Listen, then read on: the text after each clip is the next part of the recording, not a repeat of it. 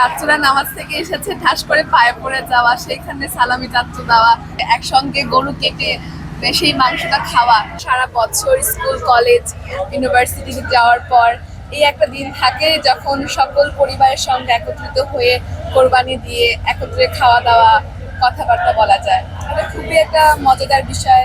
ভাই বোনের সাথে দেখা হয়, পুনর্মিলন যাকে বলা যেতে পারে এক কথায়। তো ট্রেন যাত্রাটা আমার মতে অনেক বেশি বেটার এবং আমরা সম্পূর্ণ ফ্যামিলি মিলে যাই, এটা খুবই ভালো লাগে। অনুভূতিটা হচ্ছে কথায় বা লিখে কখনোই প্রকাশ করা যাবে না। তো সবার সঙ্গে ঘোরা, সাতচুরি যাওয়া, সাদা পাথর যাওয়া, সেন্ট মার্টিন, এরকম বিভিন্ন জায়গা চাচুদের সাথে গিয়ে ঘুরতে যাওয়া, তারপর হচ্ছে একসঙ্গে গরু কেটে সেই মাংসটা খাওয়া, সেটা একটা আনন্দদায়ক মজা।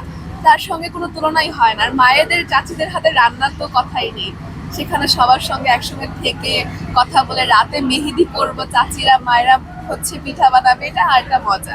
চাচুরা নামাজ থেকে এসেছে, ঠাস করে পায়ে পড়ে যাওয়া, সেখানে সালামি চাচ্চু দেওয়া, চাচির কাছে গিয়ে সালামি চাওয়া।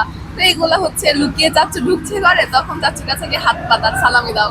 তো ওগুলো একটা আনন্দদায়ক।